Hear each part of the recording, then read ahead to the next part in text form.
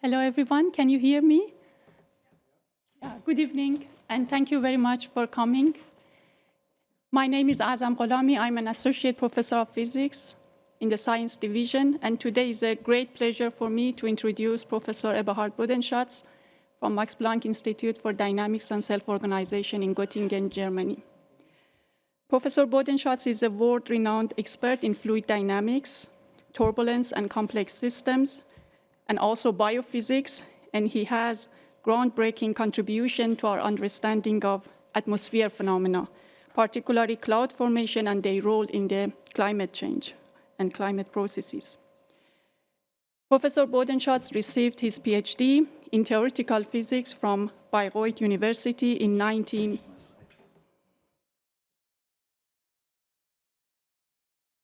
Sorry, I fixed this quickly. There we go. I shouldn't touch, okay. There we go. So Professor Bodenschatz received his PhD from Bayreuth University in 1989.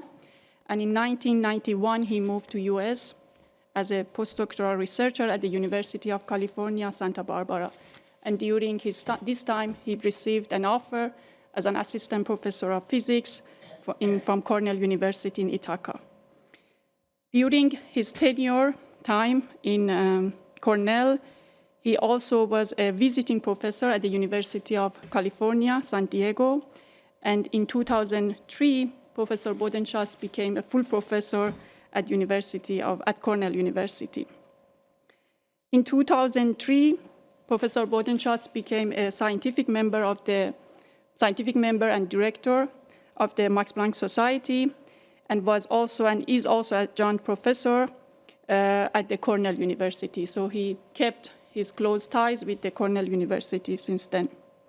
Since 2007, Professor Bodenschatz is a full professor at Georg August University. Throughout his career, Professor Bodenschatz received numerous prestigious awards and honors. So I will just list a few of them because the list is very long, and I don't want to delay the talk of Professor Bodenschatz.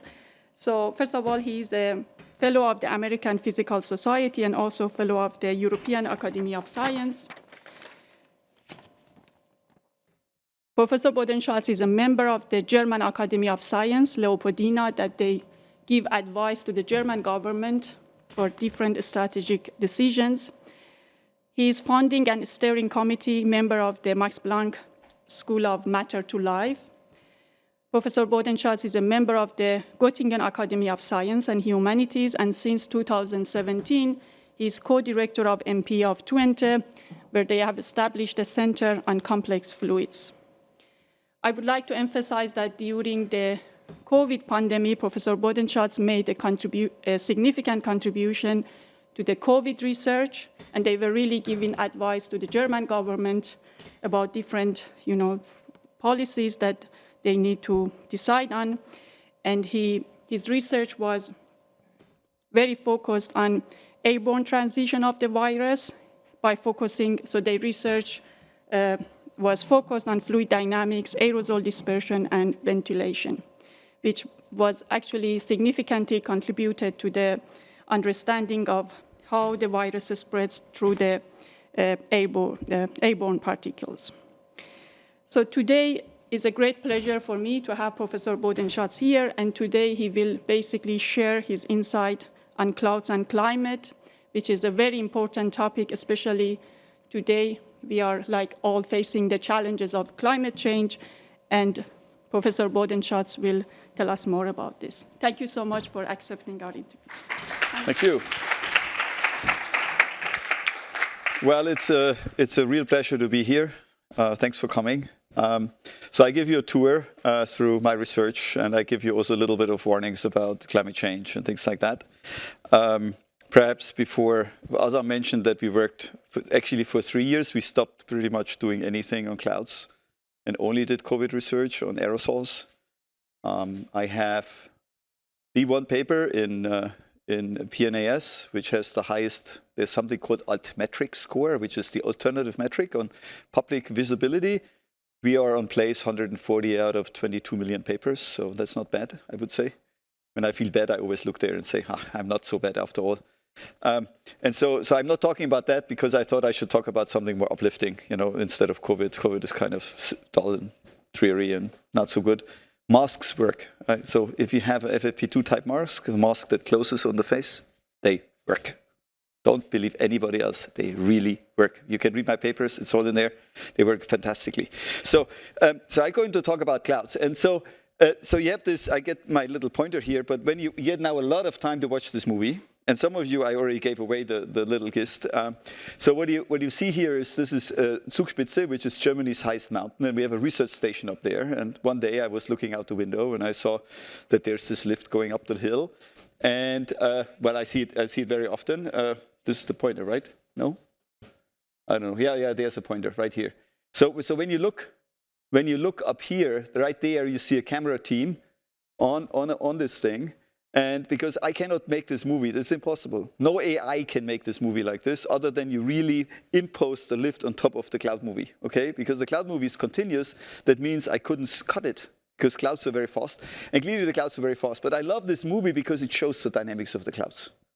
I also like the movie because I made this movie in a very clever way. It's just a time-lapse video. And you might wonder how I made this movie. Well, it's very simple. When you watch here, you can tell how I made this movie. See it? I can go back. Let me play it again. So when you watch in the back, you see up there's a man standing on the top. That's the camera team. And in the back, there's this guy, Freddie Notch, who walked up the Zugspitze in 2015 on the cable for about 2 kilometers on the cable. It took him 4 hours to do a world record. Now, the world record is not to walk up this cable alone without anything. The world record was to walk 10 cables in a few days. And he couldn't because there was too much wind and he had to break off his world record. But I was lucky enough to see it. This was earlier. So what you see here in the video, this was earlier where he actually walked up without walking behind the cable car. Walking behind the cable car is a clever thing because it lifts you up. Because the cable is always flat. And so you can actually walk up much easier than if you walk up the steep cable. And so this is just a little introduction. And so what I will talk about is about clouds. And so clouds, there's all kinds of different clouds. Some of you have learned this at school, perhaps. And so you have these stratus clouds, and the nimbus stratus or the stratocumulus clouds. These are the clouds you typically find in Germany. This nimbus stratus or the stratus cumulus. These are the clouds that cover everything.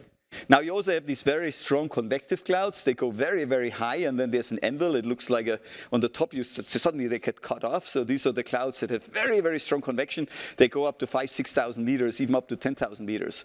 This is the cloud when this plane from Air France once fell down that got into one of these.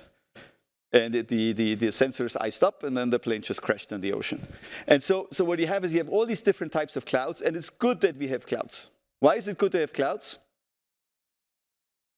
Well, first of all, we know for a fact the Earth has water, right? And if you go to Mars, there is water, but it's frozen somewhere deep in the ground, most likely. But there is liquid water on Earth. Isn't that fantastic? It's really good, right? There's the ocean out there. So it's nice to have liquid water. Well, if there wouldn't be a cloud, where would the water be? It would have left the atmosphere. It would never rain down again, right? So if it wouldn't condense, it wouldn't come back down. If it doesn't go down, it just leaves, goes to the stratosphere, and it's gone. So it's good to have clouds. It's a good thing to have this phase change, that things condense, they rain out or they snow out, they come back down on the ground, they give us water to the plants, everything can grow. So clouds are really important for us because they give us the water. Only in Abu Dhabi and in Dubai you can use salt water to make water, but usually if all of mankind would have to do that, we don't have enough energy yet to do this, so this is impossible. But what this means is these clouds are very high. So there are these very high clouds. There's cirrus clouds. Cirrus clouds are ice clouds. So these are purely ice. They're full of ice. There's no liquid, very little liquid water. It's mostly ice. These are the ones where you see the contrails of an airplane. This is a cirrus cloud, basically, condensing on the aerosols. And so what we know is that these clouds, as you can see here, this is a picture of in the trade wind region over the Atlantic, where you see very strong cumulus clouds. These clouds in general, are the major uncertainty in climate predictions because we do not have the physics right yet. So we don't know enough about clouds. It's strange to say. You can also tell that if you live in Germany, the weather forecast tells you with a 40% chance of rain. And then it doesn't rain at all, it's sunny. And then you ask yourself, where did the 40% go? Well, because we can't predict the weather very well. We can't predict when it rains, actually. It's very difficult to predict when it rains. And I will talk a little bit about this. So clouds, we need to understand clouds. And as I will try to convince you, it's not the physics. I mean, it's not the behavior of the cloud at the large scale. We know that quite well. We can parameterize that. I mean, but it's actually at the level of a cloud droplet that we have to understand clouds, all the way up to kilometers. And across the whole Earth, we have to understand clouds from the evaporating water. And so how do we do that? Well, clouds, as you also know from an example in Germany, can be pretty disastrous, right? So if you get a lot of rain, this was in Braunbach in Germany, very unexpected. They still haven't rebuilt the city. They're still rebuilding everything. And you can tell, you know, this little car there goes down there and then hits the wall and whoop, it goes hops. Afterwards, it looked like this. And we just had another event in Italy, and you know, all around the world, this is happening because of heavy rain. And so everything was washed out. And so how did this happen? Well, there was a very strong weather event in the middle of Germany. So there's Munich and Stuttgart. And then in the middle of nowhere, where you think there shouldn't be anything, in Braunbach, there should be nothing, right? I mean, there should be no flood. They have floods all the time. But really what happened was they had a very strong weather event. So suddenly this very heavy cloud evolved, rained like mad onto the mountains. And the mountains are arranged in such a way that the water all runs together into this river. And so you see this. It came from many, many, many estuaries. The water came in and then just flooded the city and took it underwater. And so this is just a map, a topographic map. I don't want to stop it here. And so what that means is we need to understand this kind of stuff. We need to understand clouds because these rare weather events, if I could, like here in the Abu Dhabi, we do there's some cloud seeding work going on. And so perhaps we could even influence these things not to do that. Wouldn't that be amazing if I could stop rainfall like this and not have 500 liters of water in an evening per square meters? Wouldn't that be great if I could stop this? And so I'm convinced we could, actually. I'm convinced we can speak to clouds, but we're not quite there yet. So as you notice here, this cloud is very interesting. The cloud was there, now it's gone. But what that tells you is clouds come and go. They evaporate, right? They condense, they evaporate. And to understand this dynamical process, I will guide you through a tour of understanding clouds. And so let's go here first. So this is a woman's hair, okay? I choose a brown color because I had no other color that I wanted to choose. That's the size of a woman's hair, okay? I cut it through, that's it. Now, of course, I drew it, it's not a real hair. And in the middle, there's this little blue spot. This little blue spot is a cloud droplet. This is a cloud droplet that's not raining. It's 20 microns, 5 microns, 7 microns. Very, very small. A hair is about 100 microns. So there's this little spot, and in the middle of this little blue spot, there's a little black spot. And then let's get to this black spot. So we will do an experiment, and I have a helper back there. He said he would come up here. Why don't you come up and introduce yourself? So this is the experiment, okay? Very sophisticated experiment, I explain it. So what's your name? Oh, you should speak in the microphone. My name is Mohammed Ahmed, and I'm a 13-year-old. Perfect. So he's 13, so he knows everything. So he knows how to operate my equipment. I'm sure he knows how to operate my equipment. The equipment is very primitive. It's a very sophisticated pump. Okay, you see it? Very sophisticated. This bottle has water. Yeah. You see that? Yes. And now let me just show you a little bit on the slides. Can you show the slides on one? If you could show the slides again. Well, otherwise we just do the experiment. So can you show my slides for a second? Oh, it's there. Okay, so this is, you can look, right? So we do this, there's water on the bottom, right? There's this flask, we have these 2 openings on the top. And then what we do is we know that there's something like a refrigeration process. What that means is when gas expands, right? You have a refrigerator at home, the gas expands and cools the refrigerator, right? And so this is what we do here. And what happens to water when it's nice and humid in there and it suddenly gets cold? What happens? It condenses, right? So this is our experiment. So this is what we will do, right? So we will see whether we can make a cloud in this bottle, right? I just shook it, right? I just increased so there's 100% humidity in there, okay? This is what you don't want to have in Abu Dhabi, okay? 100%. So this is really bad. And so what we do is we take a pump, right? So what we do is you will do this, so you probably have to step on it. And so we step on this pump. So no, let's just wait. We step on this pump, and then I close this valve here with my finger. And you can do this also if you want, but perhaps I do it, and then we just release it, and then we should see a cloud, no? Yeah. Well, let's see whether so this is my prediction. So we make a high pressure, and then we do a so-called adiabatic decompression, because there's no heat exchange with anything, it's just, so the whole thing gets cold, like in the refrigerator, and then we should see a cloud, right? Agreed? Agreed. Okay, so let's do it. Let's make it. Okay, here we go. So you push very hard.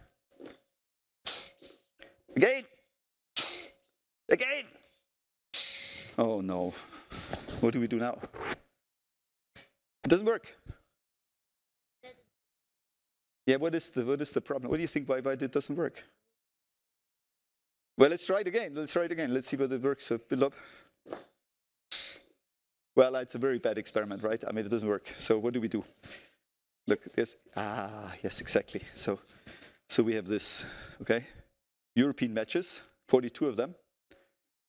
And so you can also take some from here, doesn't matter.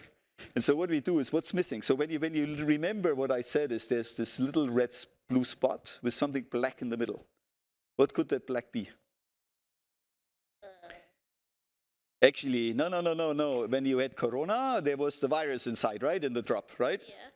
And what was it called? These little drops that were zipping around in the air. You heard in the literature. They said, every newspaper talked about these aerosols, right? Here, there's a lot of them in the air. Actually, every day, a lot of sand, right? Yeah. What that means is the air might be too clean to make a cloud. Huh? What do you think?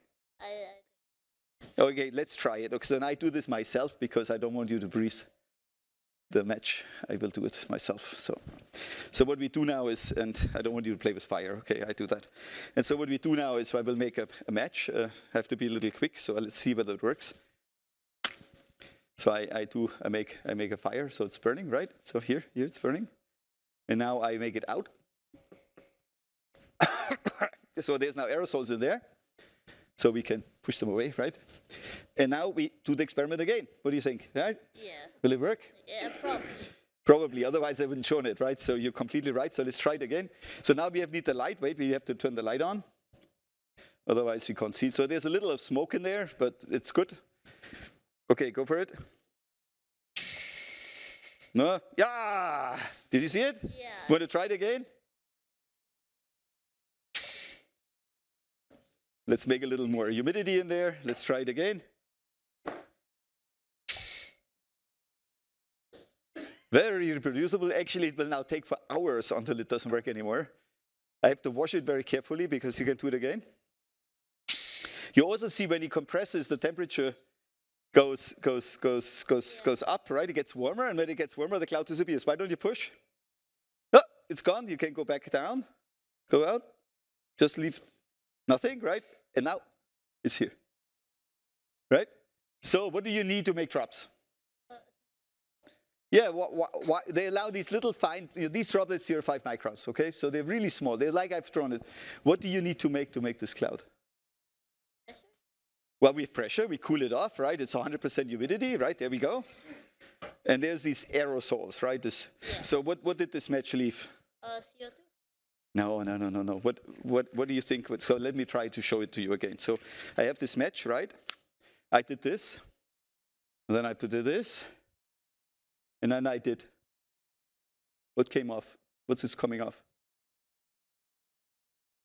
Smoke, right? What is this smoke? What is cigarette smoke? Aerosol. Aerosols, exactly. So there's aerosols. And this is called in physics heterogeneous nucleation. So what you need is you need a little bit of dirt for the water to condense.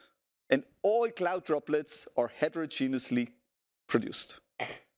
Because you would have to get awfully cold to actually have homogeneous nucleation, which means water just nucleates. So when you take a shower and the air is dirty, you have more smog more fog in the bathroom. Okay? Okay.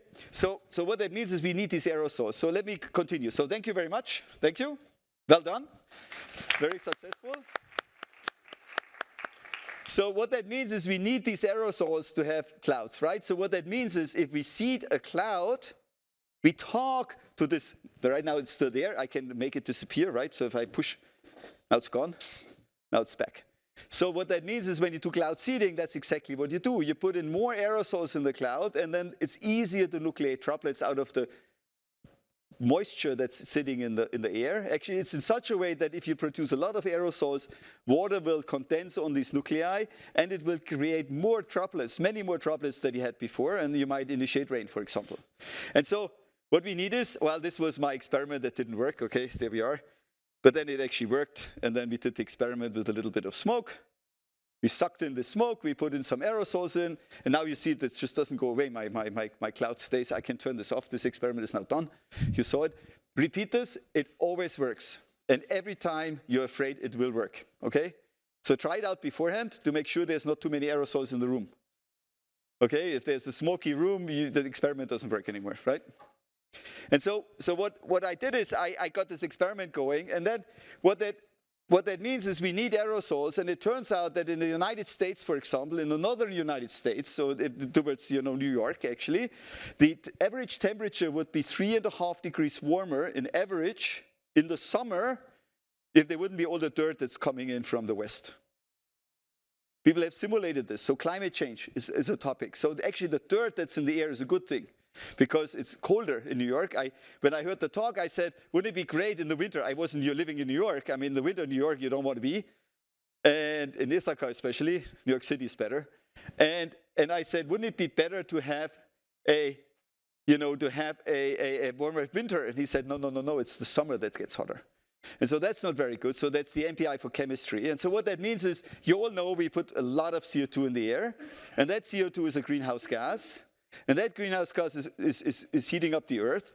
And if we keep going like this, actually, even if we keep going, it just gets warmer and warmer and warmer and warmer and warmer. There's no end in sight, okay? Now, what we can do is we suddenly stop producing CO2. Really stop tomorrow. We just say, stop. It still gets warmer. So that's not a good solution, right?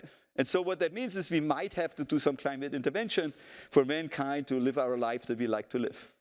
And there's different ways of doing climate intervention. I will show them to you, and they all have their risks and their benefits. The best one is CO2 sequestration. Just take out that CO2 and put it somewhere where it's gone. It's hard to do. CO2 is a very poisonous gas.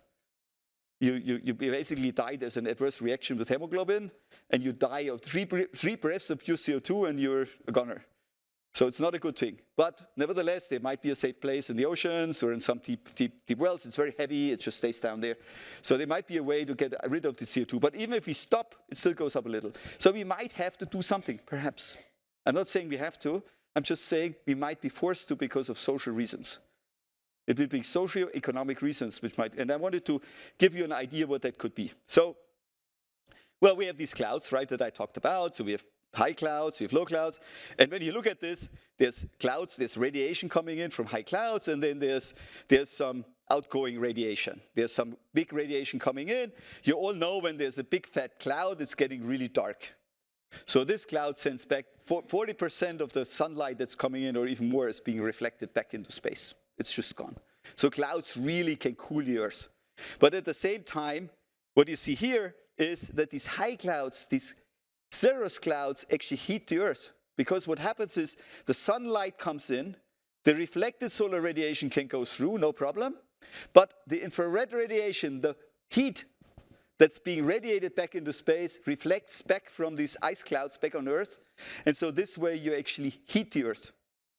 So where you have to get rid of these cirrus clouds, that would be a good thing. That would basically cool the Earth. So then you're better off. You can cool the Earth, right?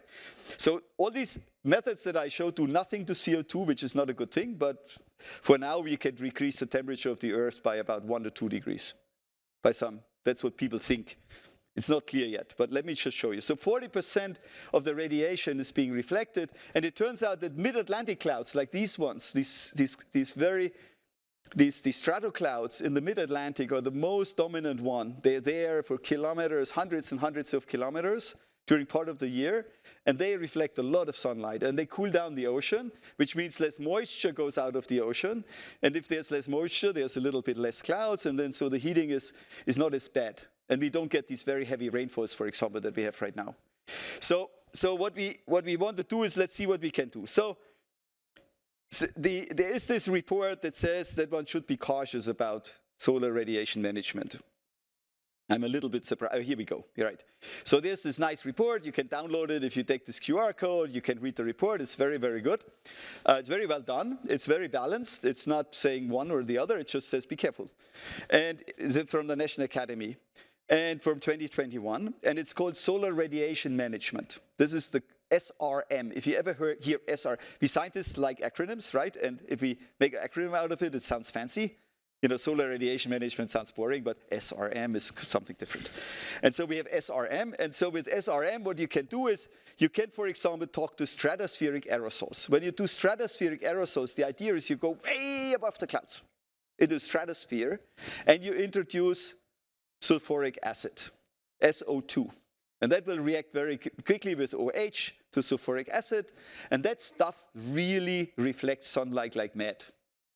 So what that means is you're cooling off the Earth just by going into the stratosphere. You inject aerosols. There could be different types. This might be also titanium oxide. People don't quite know yet how they react. There's a lot of chemistry up there that we don't understand because there's a lot of radiation coming in. There's a lot of very strong radiation up there. So we don't quite know the chemistry. But we know that we've inserted. We know enough about the distribution of these aerosols. We know where they go. We can predict where they go. Why do we know that? Well, because of volcanoes. I will talk about this in a moment. Because volcanoes do that same thing. They send up a lot of sulfuric acid into a very high atmosphere.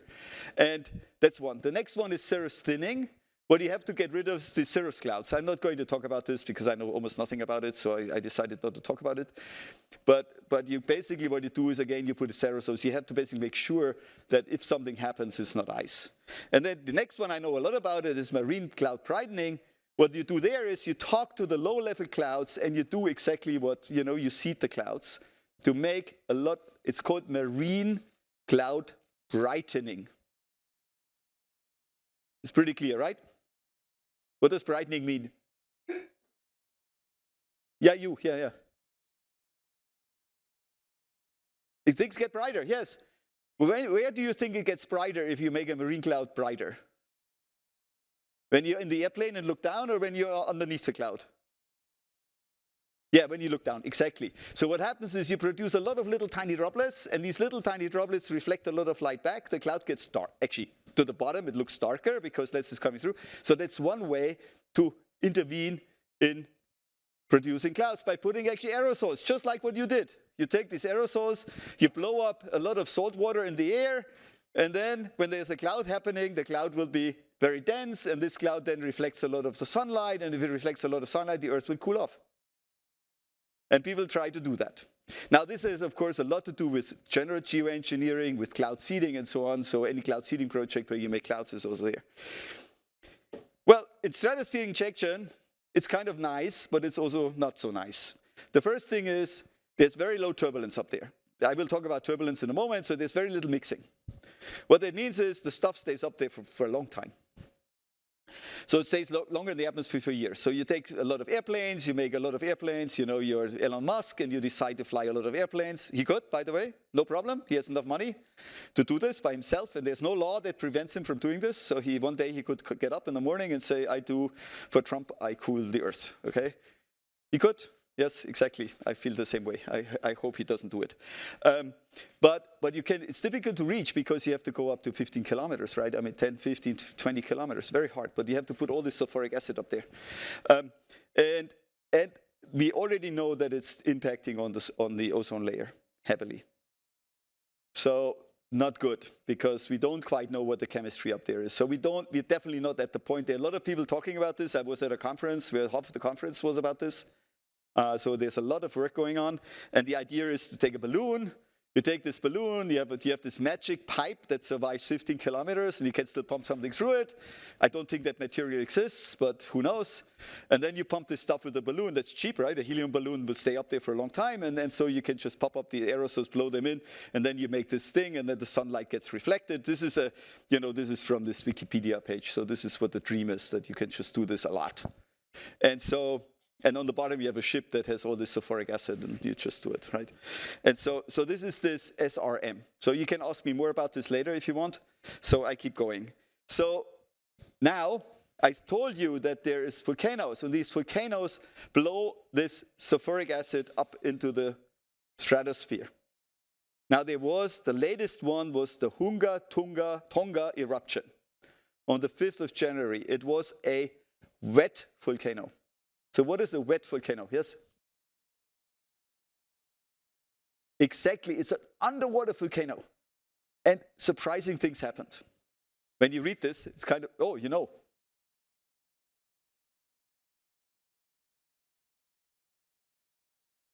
Ha, exactly, that's what you think. Not true. It also heated the atmosphere. And why? So what happens is this volcano explodes, right? It sends up all this dust, and by some reason we don't understand, the water went higher than the dust. And the water is an awful greenhouse gas. Actually, it's much worse than CO2. And so suddenly we have a lot of water in the stratosphere that doesn't belong there. And that's why the Earth heated. So when you read this text, it's nice. It says, you know, Tonga eruption produced the largest global perturbation of stratosphere since the Pinatubo eruption in 1991, and the largest perturbation of stratospheric water vapor.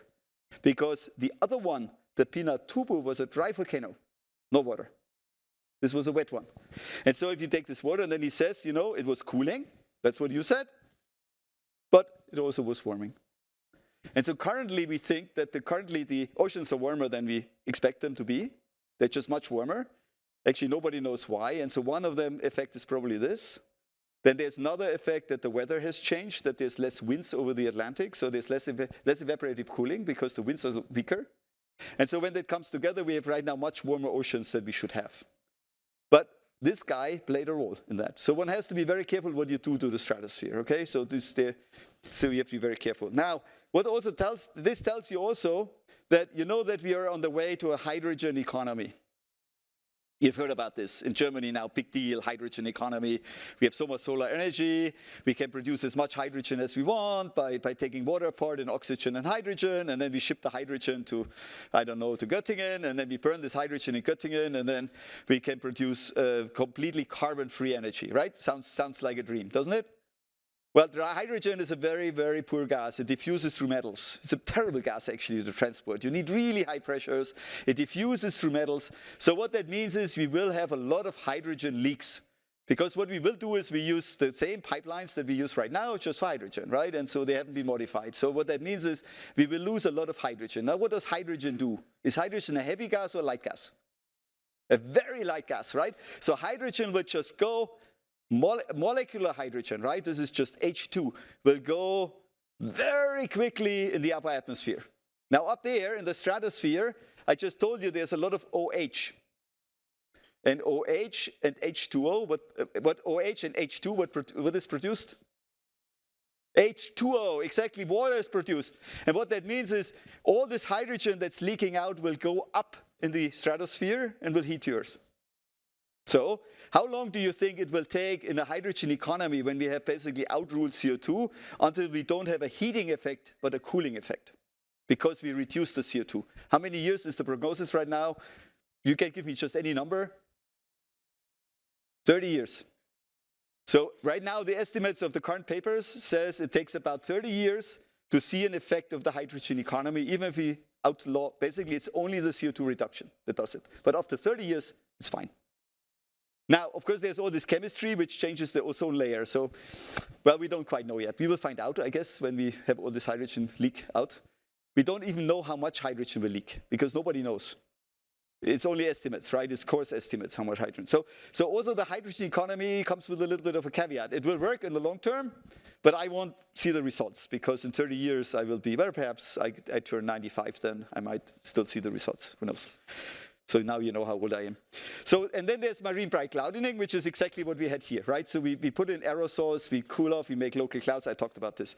So why do we know this works? Well, because a few years back, we had a lot of ships that were producing a lot of dirty aerosols, really dirty aerosols. They were cooling the Earth. They were actually cooling the oceans. So the other reason why it gets so warm in the oceans is now we have natural gas, and natural gas is so clean, there's no aerosols anymore, and there's actually a paper in Science that claims the heating of the oceans is due to the clean ships, because we don't make any clouds anymore, they're protected. So it's a very complex system, right? You do one thing, you think you do the right thing, and then you realize it might be the wrong thing. Of course it's right. I mean, I'm for it, right? I want natural gas, for sure. I don't want this dirty stuff all the damn the air. But this is exactly what shows you that ship tracks show you that it is possible to do cloud seeding in the large scale. Now, this was before Corona, by the way, and you have to have the right atmospheric conditions. Since Corona, you can barely find ship tracks anymore. In satellite pictures, I tried. It's very hard to find good satellite pictures with ship tracks. So a lot has happened since Corona in terms of cleaning up ships. Well, in this paper, and I just wanted to show that, is really talking about a lot of things, right? So they say you have to do, if you want to do this kind of geoengineering, you have to work in physical science, technology, ecology, social science, and ethics. And it's true. It's a very complicated interwoven system. And so you better do the right thing. And the UN, for the first time, has solar radiation management in the stratosphere in their list. So the UN is already talking about stratospheric intervention, not the cloud brightening, because that's local, it's not so impactful. But the stratospheric one will basically cool the whole Earth by 1 degree, which means it's nice and it's colder here, okay? But also the weather might change, right? We don't quite know. Okay, so let's go back to the fundamentals and go back to our raindrop, right? To what you made. So you produced this guy here. Where's my pointer? You produced this guy, right? This drop is in there, okay? You made that with a little bit of help by a match, okay? And this is a raindrop. Now you might ask yourself, how do you make out of a little tiny drop such a gigantic drop? Do you know how? Since I have him now, I can talk to him all the time. Yes?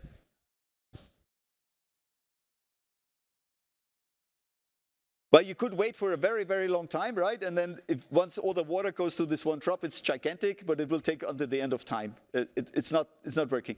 So what you have to do is you have to have collisions of drops, right? You take little drops, you hit each other, and then they get bigger, right? Because they join.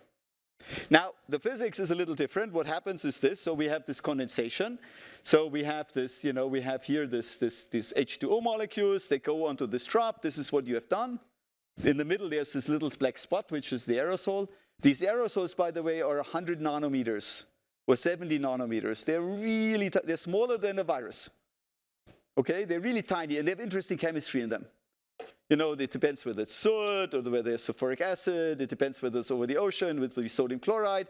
And so there's different aerosols, but we understand this quite well. And so what happens is these things come, they grow to a certain size. And now, if we would rely on that effect that they just keep growing, it would never rain. But we know it rains, right? And we know for a fact it rains. So somehow these things fall down, right? We know that, right? Raindrops fall, right? So by the way, when you look at a cloud, why is the cloud so nice and clean underneath? When you look up at the cloud, even in the airplane, you see these layers, because there's inversion layers. What is at the bottom of the cloud? If it's not raining, why is it so sharp? No. Actually, what happens is this. So when I do this, you notice when I do this, right, oops. Nah, doesn't seem to work anymore. I don't know what I'm doing. I don't know what's happening. Oh, I see. Right, there's this cloud, right? And you see that it's still a little cloud. Now, if I do this, it went clear. Remember? It was clear. And so what happens is all the cloud droplets always fall and rain off. You might know this Asterix. I don't know whether you read Asterix and Obelix. When I was a kid, I was reading it. And Majestix, the captain, the big boss, was afraid all the cloud drops fall on him and wash him away. That was his biggest fear, was the cloud would fall down. No luck. No luck. Will never happen. It will never fall down other than it rains, because it just evaporates. It just comes down. It says, look, I'd rather prefer to be moisture and humidity instead of rain. And so that's why these things are so nice and sharp on the bottom. On the top, they're a little bit more diffuse, but they're also quite sharp. And this is because the cloud is always falling down like this, but it never rains. It's boring, right? But we know it rains. So how does it work? Well, one process is the Wegener-Bergeron-Findeisen process, which I always have to read because I don't remember these beautiful words. And it has to do with this. And all of us have experienced this in our refrigerator. If you have a bad refrigerator, like I sometimes have because I didn't clean it, then you have a buildup of ice, right? And so why is there this amazing buildup of ice? Anybody knows? Well, what you do is you turn it off, it melts, you turn it on, it's fine, right? But why is that? Because the vapor pressure of liquid, so when water evaporates, it produces a so-called vapor pressure. And when ice sublimates, it also has a certain vapor pressure. The vapor pressure of ice is much lower than the vapor pressure of liquid water. So what that means is if you put ice here and water there, the water will go to the ice because it will not re-evaporate. Okay, so what that means is you have very rapid growth. And in Germany, if you're in Germany, there's some days where it looks like this everywhere. The whole city looks like it's in this ice structure. It's amazing. If you ever come to Germany, you really should see this. This is in Europe in general, right? In the Alps, you see this blue sky and this thing because all the moisture in the air was going into ice. And in your refrigerator, same thing happens. You put in, warm, wet stuff. You don't cover it up. And then it's cold, the ice grows. This is exactly what happens here. So this is one process of growing big, big, big particles. So what happens is you have this water, and most of the atmosphere is liquid water, and there's very little in ice. And this stuff just, how am I doing in time, by the way? I'm okay, right? Okay, good. I have a lot planned here. So what we do have is this water basically evaporates off the liquid water, goes onto the ice, and the ice grows.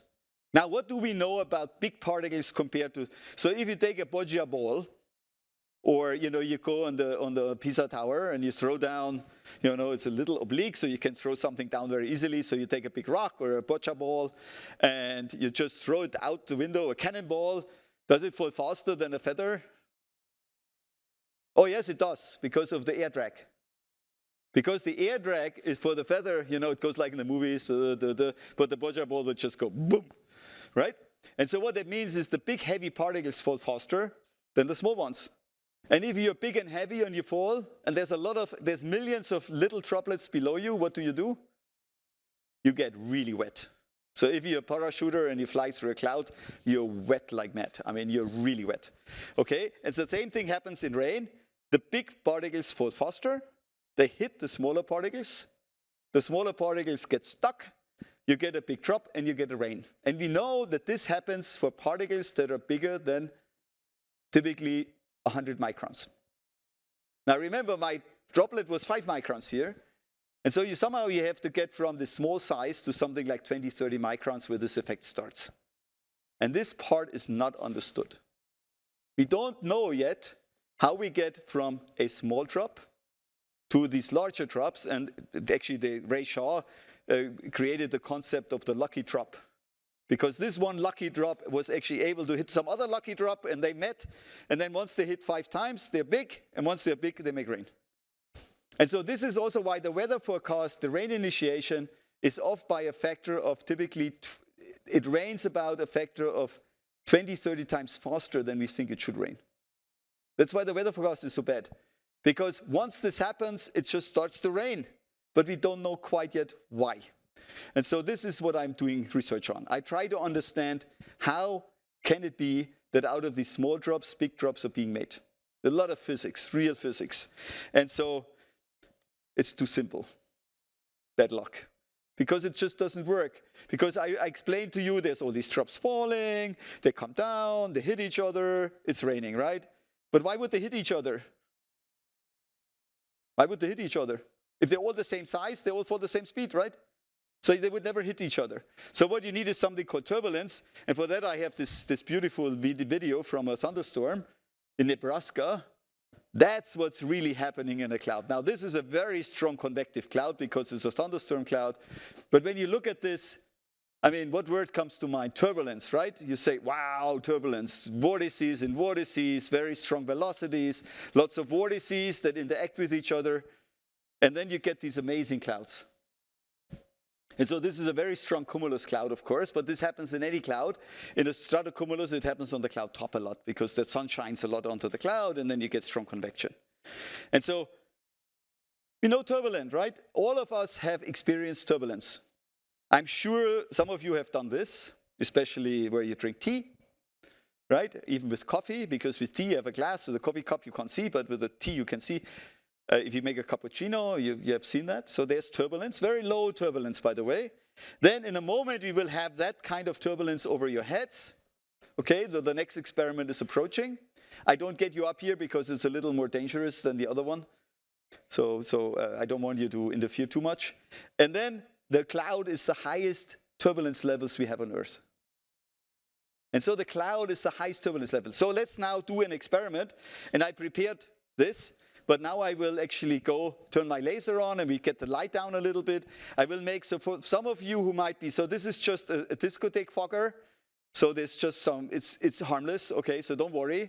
I don't make too much fog, but you now will see the turbulence in the room. So what you will see, I can show you so that you get prepared. That's me standing in Wolfsburg in the Phanon. You know, I have a blue coat on instead, but the same propeller. And so this is what you will see. This is done with my iPhone. Now I thought it's not good enough I show you that because you won't believe me that I did this with my iPhone. And so I will just show it to you in real life, okay? It's the turbulence of the air in this room. And by accident, the speed is just right for us to see, and it's mesmerizing. So let's do it. So here I have a 5-watt laser. This 5-watt laser shoots above your heads. So no danger. There's no reflection. I checked it out. So there's no danger for your eyesight, okay? So don't worry, okay? It's safe, okay? Now what I will do is I have here a discotheque fogger, which from the theater department here, I borrowed it. It was a bit heavy to carry from Germany. And now what I do is I turn this laser on, okay? Now we can turn out the light a little bit. So it will take a little bit for my green laser to come on. I hope it comes on. Come on. There it is, okay? Now if you turn out these two lights, actually if you turn them off, can you turn the lights off? Perfect, thank you. And so I'm shaking a little bit, you see the green light. So in the back, when you turn your head around, you can see the laser. You see it? That's where the laser hits the ceiling, so it's very safe, okay?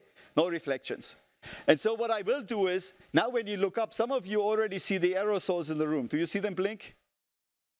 And the thing is, the best way is backward scattering is when you drive in a fog. That's why the lights are so low, because that's why you have the fog lights, because otherwise you see nothing. When you turn up the high beams, you see nothing. And in forward scattering, that works too. So this is forward scattering. So the guy that comes towards you, it's just all white. And that's why you see it so well. Now what I will do is I will take this guy, and it should do something. Yes, it does something. Okay. So if you ever were wondering what the turbulence looks like, I don't want to overdo it. I hope it's going back to the room. I turn it off again. Do you see something?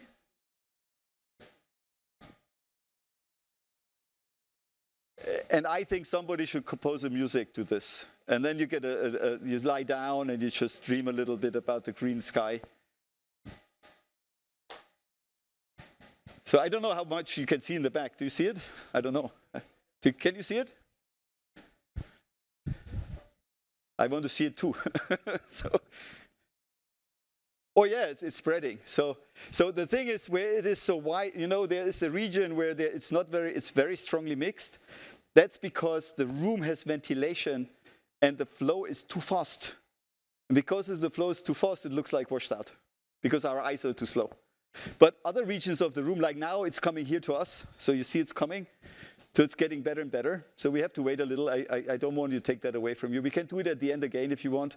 So the fire department will not come. Okay, I had the fire alarm turned off. And I could do more cloud, but I don't want to want you to get irritated, right? So I don't want to overdo it. But isn't that amazing? Every time I see this, I'm amazed. I can't stop looking. Because by some reason, the time scales are just right for our eyes. It's just like perfect. And so, by the way, the flow in this room has changed dramatically. How much, this is from my corona research, so how much do you think the airflow is at your head? How many centimeters per second is the airflow going up? Does anybody know? Do you have a guess? How many centimeters per second does the air on your head go up? Because of your heat that you have. It's about 25 centimeters per second. So every head here is a big heat pump. And the flow in the room changes completely when you have people in it. So I did this thing, had everything prepared, and the room was full. I couldn't, my smoke went somewhere else. So you get, now it's mixing, right? It's now coming back. So the bigger the angle, the better it gets, right? So this we can now wait, but I'm sure the air conditioning will, up here it's even prettier, right? Right here it's not bad. It's amazing. And so what happens here is, so these aerosols are so-called the passive scalar. So I can go up. So these aerosols are called the passive scalar because they do nothing. They only follow the flow and they get mixed. And it's like mixing paint, right? The flow is mixing paint, and you know when you take red paint and white paint, you get these lines. And this flow, when you look up here, you see shocks. They're called shocks. Because you go from something that's completely clear to something that's really green, really full of aerosols. And then you go to another one. And that's very well understood, actually. It's quite well understood. And I will show you a cloud picture in the middle of my talk towards the end, where the cloud looks just like that, which is amazing. We didn't expect this at all. It's actually not published yet. Where the cloud is sharp to a drop. So you have drops, no drops. Really sharp. And this tells you that clouds are really turbulent. And this feature. So I turn off the laser now, if I may. So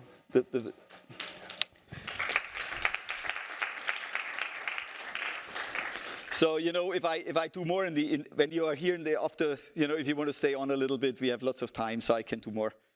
And so this is kind of thing. So in a cloud, the turbulence goes from 100, so it will clean up, so don't worry. So we have 100, so these rooms typically have a 1 times air exchange per hour. This is a typical seminar room. And they're very safe in Corona, by the way, because the cold air is coming from the bottom, and the hot air is sucked away in the top. And I hope you will see in a moment how good it is, okay? So latest in 1 hour, this air should be clean, okay? So don't worry, my talk won't be that long. So we have 100 meters in a cloud. When you look at a cloud vortex, it's between 100 and 500 meters. You see these huge vortices, which are about 100 meters. But the smallest vortex that you saw there in the room, the smallest, is about 1 millimeter in a cloud. Anything below 1 millimeter, it's all done by viscosity. Things are damped out, things don't move that much, there's no inertia, you know, there's no inertial forces, the vortex really dies out. And so what that means is we have a scale problem. We have hundreds of meters down to a millimeter, 0.10 of a millimeter. So that means it's a huge scale, and at the time scale, this is hours to fractions of seconds. So if I want to understand the turbulence in a cloud, I have to understand all that. Now the good thing is, it's universal. And so once it's universal, then we can use other experiments to figure out how things are. But on the other hand, clouds are really tricky, because clouds have these huge accelerations up to 20 G. So this little water droplet that's in there, if it's in a cloud, gets suddenly accelerated by 20 G moving around. And if there's another droplet, now you can imagine they could hit each other, right? Because one guy throws it this way, the other guy throws it that way. It's called the sling effect, which makes sense, right? And then these particles collide, and we get this upscaling. It's probably not a true story. So they hit each other. Once they hit, they make the bigger droplets. Once they have the bigger droplets, we can get rain. So if you would understand this, then we would know more about the parametrizations of cloud. The problem is we don't have it understood quite yet. And I will now show you in a moment how to do that, how would we do. And so you have a lot of physics going on. You have condensation, you have freezing, you have evaporation, you have sublimation, you have nucleation, you have the whole aerosol chemistry. So some aerosols like water, other aerosols don't like water. Some aerosols produce ice, other aerosols don't produce ice, so there's this whole complication. And then you have this collision coalescence and turbulence. And all that you would like to understand and put in a climate model. It's hopeless, right? I mean, you cannot put a 10 nanometer, 100 nanometer aerosol in a climate model simulation. Cannot be done, because it has to be the whole Earth, right? So how would you do that? So you have to parameterize. That's what we physics call it. And so one thing, and I couldn't resist putting one formula in my talk, it's a so-called Stokes number. You know, Mr. Stokes figured out what the drag on a particle is, okay? That's all you have to remember. Don't remember this formula, okay? You don't need it. You can look it up in Wikipedia. So, but the important thing is, when I have an inertial particle, this is the Pisa Tower, where I drop down a boccia ball or a cannonball, it just flies straight and it doesn't care about the wind. right? So once it's inertial, it just keeps going, and it doesn't care about a little bit of wind resistance. If I have an aerosol like we just did in the room, by the way, it's already clearing up, in the room like this thing, then the Stokes number is very much smaller than 1. That means it's just following passively. And then if it's much larger than 1, that it just doesn't care about the flow. But cloud droplets are just in between. They're just at a Stokes number of 1 or 0.7. So what that means is it's just at the beginning where inertia matters, and only the very strong vortices actually talk to them, while the weak vortices are so Stokes number very much smaller than 1, there's nothing happens. So the riddle is really, can we understand how these droplets behave in these flows? And this is what we do. And where else is it important? So I figured I'd take this picture. For those of you who read Arabic, I figured I have to put something Arabic in my talk. I couldn't find something in the local language. So this is from an Egyptian news press, I think. It's, for those of you who can read this is in Australia. And this is one of these sandstorms. And this sandstorm is highly inertial particles. So if I understand the cloud, I also understand this. Or if I understand this, I will know a lot about cloud physics. So if I understand this flow, I can also understand a lot about clouds. Well, then you say, well, you know, what about astrophysics? Well, we know that there's stars and there's planets and there's supernovas, which are highly turbulent features. And so there's this so-called structure formation in the universe. Well, it's all about clumping dust. It's all about how dust collects and how dust reacts and how gases collect and how, of course, with gravity, okay? There's a lot of gravitational forces, but the structure formation of the universe is related to the same problem. And even more importantly, the planet formation process is highly related to this problem that I'm talking about. Because you get this protoplanetary disk, and then the question is, how can a planet form in a protoplanetary disk? You need to understand this process. We have a few papers on this. So what happens is you have basically a lot of dust that accumulates to 1 meter, and then suddenly this dust sits around in this turbulence because there's a lot of shear in this disk. There's gas above. In the middle, there's all this Keplerian orbit of heavy dust, and these things hit each other and blow up. Well, if they blow up, they can never be a planet, right? Because if you have 1 meter dust object, it's like a fluffy ball, hits another fluffy ball, it goes poof, and then you get another 1 meter object, it goes poof again. You would never have a planet. But we are the proof that it works, and we now know there's lots of planets out there, so there must be some other mechanism to do this. And the big riddle that astrophysics is working on, how do you make out of these fluffy balls a 100 meter object? Once it's 100 meter, you have enough gravitation to pull dust in and to make a big object. And it's called a protoplanet.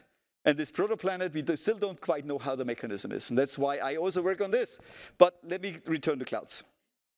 So this is a typical cloud in one of our campaigns near Barbados over the Atlantic. This is a typical life cycle of a cloud. In the morning you get up, the sky is blue. Middle of the Atlantic, trade wind region near Barbados, in the middle of nowhere, 5 degrees north. And then suddenly you have these big heavy clouds, and then these heavy clouds rain, and then you have a blue sky again. All day long, same thing. And if you get lucky, you get one of these beautiful ones here. So this is a rare event, by the way. This is not, we were there 6 weeks, and this is the one that was the best. I didn't take the picture, by the way. And so what do? Now I go to our research. We use the so-called Max-Planck cloud kite. And so what we want to do is we would like to measure the structure and the dynamics of a cloud. And what is the best place to investigate a cloud? You know, you go into the cloud, right? We're above the cloud. And so you take your instruments into the cloud. And we can do that with an airplane. But with an airplane, you go zip, zip, zip, zip. And there's no stationarity.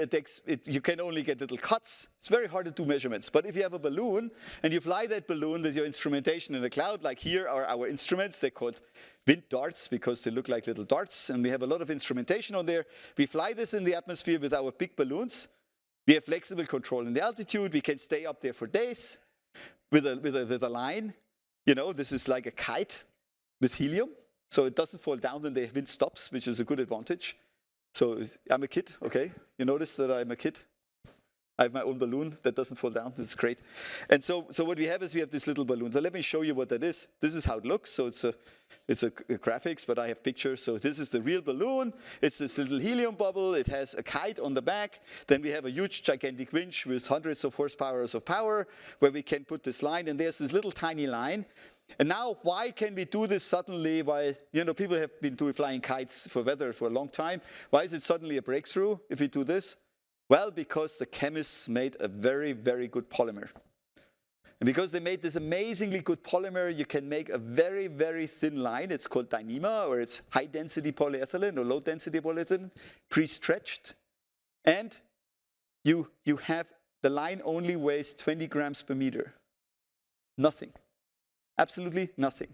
And the line is only 6 millimeter in diameter, and when it tears, it doesn't go like a steel rope. It doesn't kill anybody. It just tears. That's it. And so what that means is this line is 6 millimeters. We have 4 kilometers of it, and then we can let the balloon go up. And the line weight is almost nothing, and that's why we can fly the balloon so easily. And then what we do is we take actually 2 of these balloons, right? So here it's in Finland, in Lapland. So here we are in Lapland. So this is 300 kilometers north of the Arctic Circle, where we do measurements. Down there is our tent. Here are our 2 balloons, which we put on top of each other because we want to lift 120 kilo of measurement equipment into a cloud at 1.5 kilometers, 2 kilometers, 3 kilometers. And it works. And so suddenly we can sit in this cloud, we can measure the interesting region that we want to measure. Now, of course, in addition, we have drones, right? So we can fly with drones around all these structures and see what the stratosphere looks like. We can fly. And this is the instrument here that is going up. So this is our 80 kilogram instrument that we are moving up, where we do so-called PIV. What we do is we take a Lego sheet like this, and then we take 2 flashes, pop, pop. And then we take a picture of the particles, and from the movement of these particles, we can calculate the velocity of the particles. That's called PIV, particle image velocimetry. Nothing special once you know the word. It's like laser, light emission of, I don't have to tell you. And so this is actually the PIV setup here. When it blinks green, when this thing blinks green, this is basically when the PIV is taking an image. This is a very dangerous laser, by the way, much more powerful than this one. But this is tested and approved by the authorities that we are safe. And so this is what we are doing. So we go on the ocean. We have this huge instrument here that we lift up into the clouds. We have many, many smaller instruments. And so here you see some pictures. So this is I don't know why it's not playing. Should play. Okay, let me see. Here it is. So this is the lower balloon. It's a 250 cubic meter helium balloon. The helium is not cheap. And then we fly this up and put our instruments on there. This is me. No, actually it's not me. This is my team mounting an instrument. Here's me controlling things. What we can do is we can tie, this is the anchor point for the instrument. We lift 90 kilograms of instrument on this little knot on the line. We don't injure the line. We just put it around, the clever knot. There's not even a knot in the line. It's just a knot on top of the line. But this thing has so high friction that nothing happens. We know for sure. And so this is our wind dart experiment where we have 11 of these instruments that we can fly at the same time. Then we went on a cruise. So I was now altogether for about, 6 weeks, 8 weeks at sea on a research vessel where we fly our balloon. You see them up there, the 2 balloons. We fly our instruments in trade wind clouds to understand whether they get less or whether they get more, what the dynamics is, and so on and so on. This was a transfer cruise, so we hitched a ship from Montevideo to Las Palmas because they have to get the ship back anyway. And so we asked whether we were allowed to measure, and they said, oh yeah, come on, hitch a ride, it's fine. And then we invested a lot of money and energy to get this all done. Of course, you're not alone. This is at Pallas Lake in Finland, so this is the experiment. I know my computer is a bit slow. I don't know why. And there you see the PIV. So this is the instrument we're just right now lifting up above a stratocumulus cloud to do measurements. And then here I have one picture. This is a video taken from the balloon. So this was the last campaign in June. May and June, we were in Finland, in Lapland, and we were flying. So we had mounted a camera on the balloon because the balloon had to go above the clouds because we wanted our instruments in the cloud. And so we had a camera up there that was transmitting to our iPhone and telling us where we are. And this is a video from that iPhone, basically, that I took, or from the telephone that we had. And then we were in Barbados. So this is a typical experiment in Barbados. This is a typically mid-Atlantic cloud. So this is a trade wind region. Barbados is somewhere over here. This is Barbados is an excellent research station because it's completely open to the west. It's fantastic. It's like a ship. It's like the first thing that a cloud sees is Barbados, okay? Or you're on a ship. And so here we were on the ship, and we look at this cloud here, and our ship was here. Okay, so we waited for this cloud to come through. And then when we looked at this cloud, which is called a flower, because it looks like a flower, Björn Stevens, when you're a scientist, you can come up with all beautiful names, so you can call them. And Björn Stevens decided this is a flower, okay? And so when you do that, what we discovered is particle image velocimetry, and this is what I was referring to at the beginning. What you saw here, we see in the cloud. And this is 5 centimeters on the side, only 5 centimeters. And each white spot is a droplet in the cloud, and you see it's completely sharp. There is no droplets almost in the middle, and then suddenly you have droplets, you have no droplets. We do not understand this. We have no idea why this is. We just don't understand it. And so we try to understand this. We have some ideas, of course, which we want to publish soon, but this is really thing. This, by the way, was a situation that when there was a lot of Sahara dust. And when you have Sahara dust, you have a lot of aerosols, and if you have a lot of aerosols, that means a lot of small droplets. And so we don't know yet, but we are working on this. And so what we also do is we would like to know, so you know when you have an accident, when there's an accident, there's a fire somewhere, you would like to know where the smoke goes, right? Would be interesting to know. So what people do is they simulate, they do what's called a Gaussian process for the scientists. So it's the simplest thing on statistics that you can do. Mr. Gauss was in Göttingen, okay? So I'm in the same city as Mr. Gauss. But it doesn't work, we know that, it doesn't work. It works for long distances and long times, but it doesn't work well for short times. And you will see this in a moment. So what we do is, we have this little bubble there, you know, this plexiglass bubble, which has a lot of wires that get heated, and we mount balloons with tracers in them, which basically are like weather balloons, lots of them. The experiment we are planning is 200 of them. We would like to release 200 balloons at the same time and see how they spread in the atmosphere. So these are typical kids' balloons. So I really like balloons, as you can see, right? So, by the way, each sonde on this balloon costs 180 euros, okay? So we would like to reduce the price a lot because it's kind of a costly experiment, because in principle you can recover them, but in Finland it's kind of hopeless because the country is just not the country to go hiking in with the mosquitoes and everything. It's not the place. So this is where my postdoc, Florencia, is mounting her balloons and checks whether they all work, because we don't want to lose one that doesn't work, right? It makes no sense. And then we fly this thing. So we take it up with the balloon. We just take it up on the right. We put it at 500 meters. We wait until the temperature is it has the same temperature as the surrounding, because otherwise we have too much lift. And so once the temperature is right, we release them and just follow them. And we don't follow them by tracking them on the computer, right? So we don't fly along, but here we actually had a drone that was flying along. So this is a picture from the upper balloon looking down. And it should release if my computer still makes it. Let's see whether it makes it. So you see down there the balloons, how they're being released. You see that? So this is just looking down from the balloon onto in this case, we wanted to go in the atmospheric boundary layer, and we do measurements from 0 meters to about 50 kilometers, because that is the part that we don't understand well, the mixing. And so here you see this experiment, and then of course we can do this also. Down there's a wind dart. I don't know, I mean, this is a fancy computer, it costs a fortune. Let me just wait. So here we have a few balloons, we release them, there they go. Now you have to watch these, they're kind of cool. I like this. Remember, there's turbulence. Turbulence is vortices of all sizes, okay? And so when you watch these balloons with a drone, you think the drone is moving. Just wait a minute, now roughly. You ask yourself, how can they all move? And then you realize it's not the drone, because the mountains don't move. Since the mountains don't move, there must be a gigantic vortex, which just moves all the balloons to the left, all the balloons to the right, all the balloons to the left, and then they also disperse by the smaller vortices. And this is exactly what we would like to understand. And actually the plan is we work with the Fraunhofer Society, which is the other big society in Germany, where we have a big project funded by Max-Planck. We always get this special funding. And the idea is to build sondes which cost 5 euros a piece. And then we want to give them to every fire department. So if there's a big accident, they have these little balloons, they just let them up, they track them, they say, we should evacuate this village, or we should go there, we should do this. And so that's the plan for the Fraunhofer Society. We are in it for the fundamental science, and the Fraunhofer people want to sell later their technology. Well, with this, I'm actually at the end.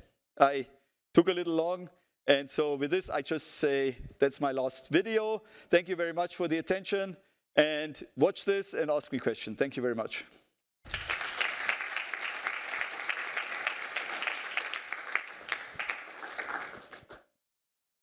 So this is on the Maria S. Marian, which is one of the research vessels of the German, it's research vessels, and we have one balloon on there.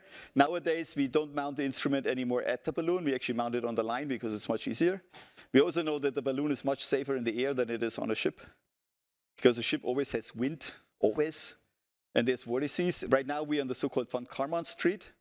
So the ship is still driving because the captain didn't want this balloon to go into the ship, and so he's driving. And so what happens is the ship goes back and forth. You know, the wind goes back and forth, but soon the balloon is very calm because it's out of the time remaining. So I get a red line right now. I know. Okay, you don't see this. Only I see the 15 minutes. Okay, and so what this, you see, this balloon has a little bit of beating after it. It has been I fixed it a few times already. And so here we bring it down. So this is at night where we bring down. So we fly. The longest time the balloon was up in the air, we have data, was 65 hours. So we have continuous measurement time of 65 hours on aerosols, atmospheric conditions. So this is really the platform. If you want to do cloud physics, we call it a tethered kite observatory. This is the tallest tower. So the 800-meter tower is nothing compared to this, okay? I can go up to 2-point-something kilometers. And so they would actually like to have one of these systems in the Amazon. We have a 300-meter tower, not 800, only a 300-meter tower in the Amazon. And they would like to know what the rest of the atmosphere looks like. And so they wanted to install one of these systems. They're not that expensive. They cost about €500,000 for a full system. It's not a big investment. And then, of course, the science you can get out of this is amazing. And it took us only like 10 years to get to this point where we understand everything. And we can now safely operate these things without... You have to be careful with lightning. We had some experience in Finland where our balloons started to leave us. But it came down 11 kilometers later. Only some instruments were dead. And the balloon we could save everything. We still had about €100,000 damage. But nobody was hurt. Okay, that's the most important thing. And so these are, so I'm a little bit of an explorer, as you can tell.